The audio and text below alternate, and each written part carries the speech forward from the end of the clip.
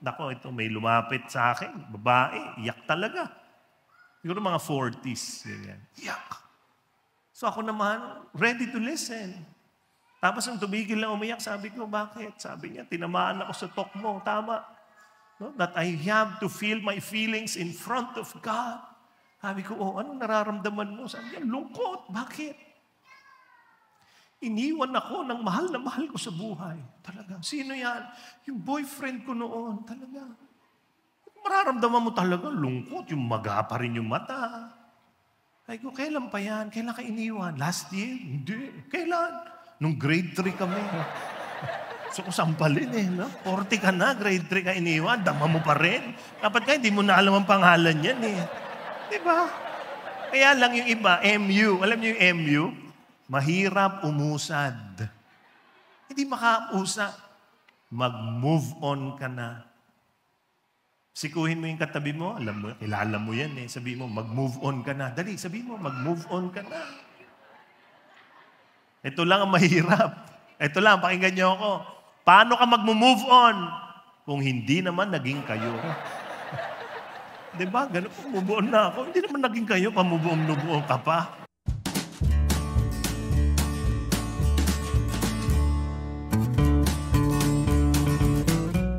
Have you ever been heartbroken?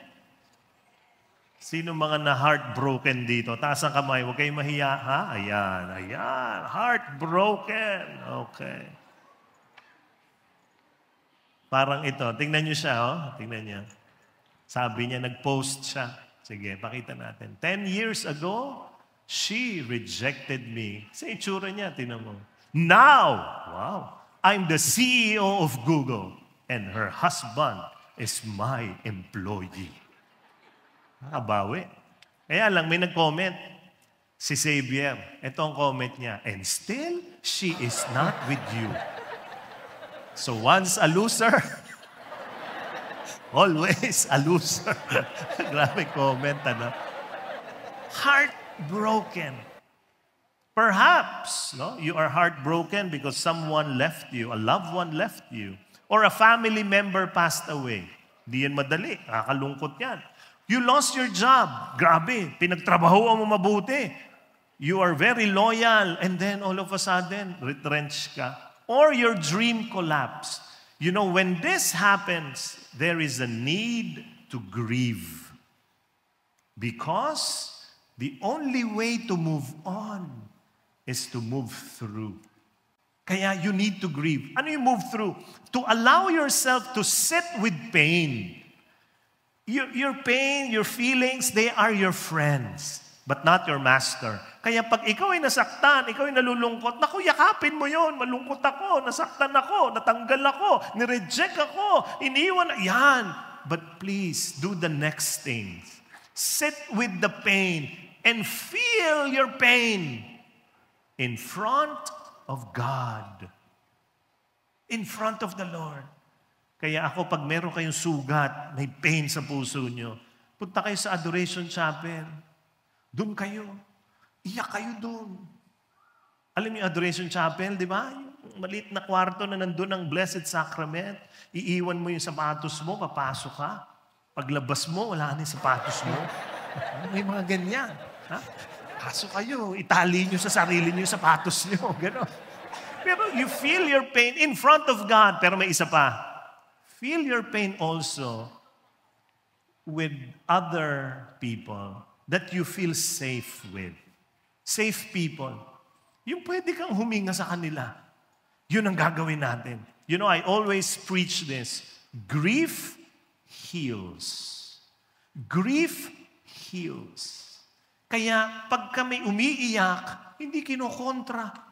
Kaming mga preachers, nag-usap-usap na kami, kahit alam namin, pag namatayan ng tao, yung namatay na yan, mabubuhay muli yan kasama ng Panginoon. Kaya kahit alam namin yung katotohanan, hindi kami pwedeng papasok sa isang burol na pagpasok namin may umiiyak na kamag-anak na namatayan, hindi kami pwedeng kagad, tumigil ka sa pag-iyak.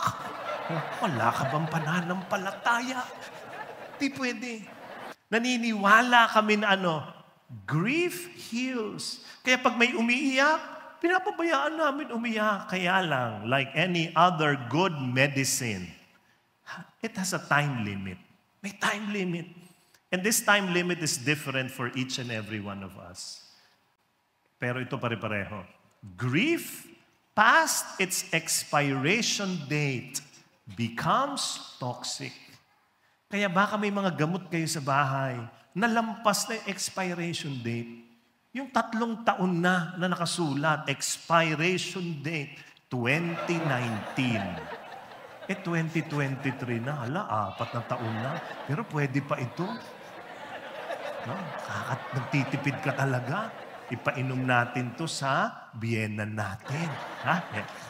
Grabe talaga kayo. Ha? Diba? Pareho nung grief. May expiry. Hindi pwede ang tagal-tagal na. Sobra pa rin yung... Nako, ito may lumapit sa akin. Babae. Iyak talaga. Siguro mga 40s. Iyak. So ako naman, ready to listen. Tapos nung tumigil na umiyak, sabi ko, bakit? Sabi niya, tinamaan ako sa talk mo. Tama. No? That I have to feel my feelings in front of God. Sabi ko, ano nararamdaman mo? Sabi niya, lungkot. Bakit? Iniwan ako ng mahal na mahal ko sa buhay. Talaga. Sino yan? Yung boyfriend ko noon. Talaga.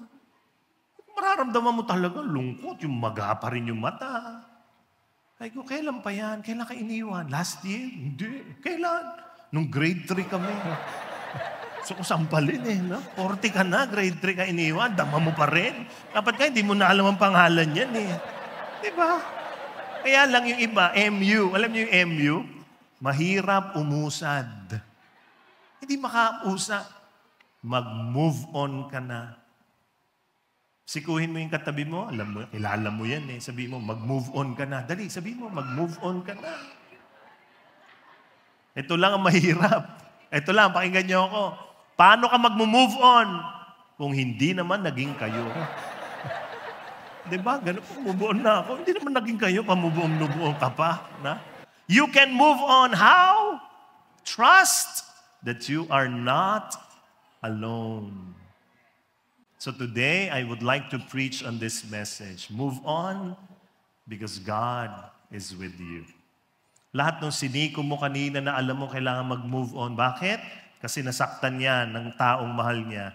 Yung kaibigan mong yan, mahal mo sa buhay, alam mo kailangan niya mag-move on. Bakit? Kasi tinanggal sa trabaho, nagsara ang business. Ang dami, kilala mo yan. Can you complete that as you tell that person? Sabihin niyo, move on, God is with you. Go, move on, God is with you. Yes.